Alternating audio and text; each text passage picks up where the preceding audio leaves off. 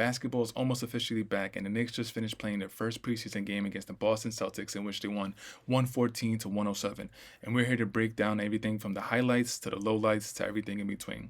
But first, before we get into today's videos, I want to remind you guys to smash that subscribe button and follow the Knicks Digest channel, as we're coming out with a whole bunch of videos talking about player off-season workouts, talking about players' contracts, and everything in between.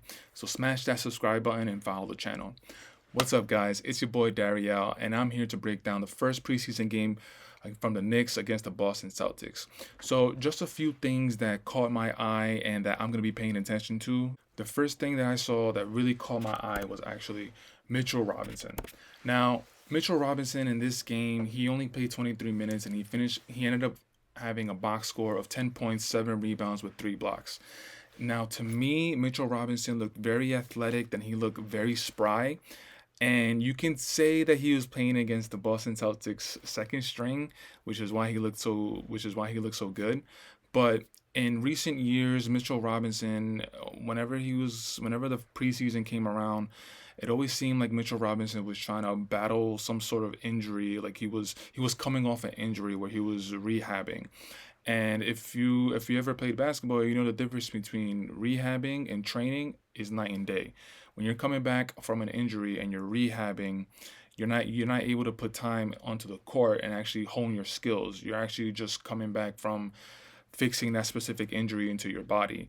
So just Mitchell Robinson, he just looked very athletic. He looked very spry. He looked very active. And it looks like Mitchell Robinson is going into the opening of the season just looking at 100% healthy. And I just like the way he looked. And he's going to be a very, very important piece coming down the stretch of the season. He is the defensive anchor. He's the one that gets all the blocks. He's the one that starts everything on the defensive end. And Mitchell Robinson, moving forward for the Knicks, is going to be a very important piece for this season and beyond.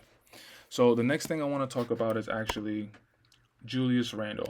And to be more specific, they were talking about Julius Randle's off-season injury, which as Knicks fans, we all know was his ankle injury. He actually played through a pretty serious injury where he had to get arthroscopic surgery in order to clean up whatever the injury was from the ankle.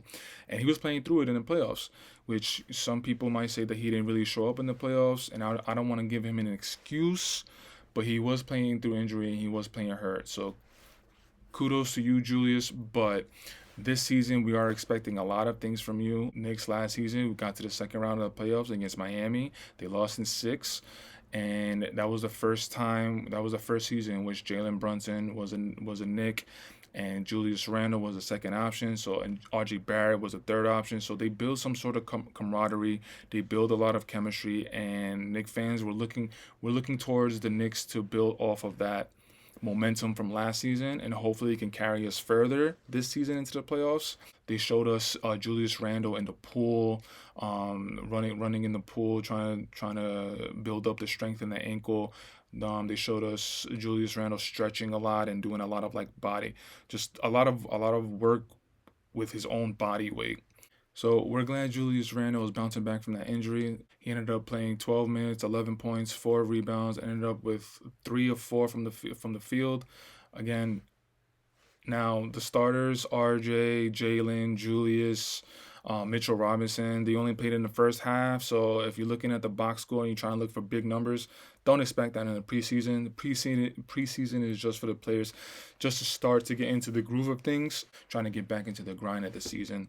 So again, if you're looking for big box score numbers for Julius Randle and any of the starters, you're going to be sadly mistaken. They're just looking at this to be a warm-up.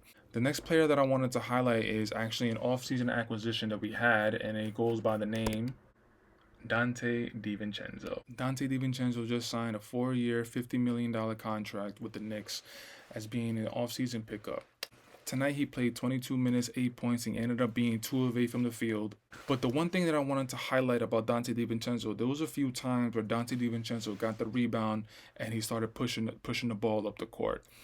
And again, seeing how athletic he is, tonight was a nice reminder of how he's going to be able to impact the game. And the one thing that I thought of was definitively giving Jalen Brunson a break. Jalen Brunson last season, there was so much on his shoulders, And if you're thinking about an 82 game season, Jalen Brunson is going to wear down, and he is going to need people to bring the ball up, calling plays, maybe at times being a certain leader and just putting everybody in the right position.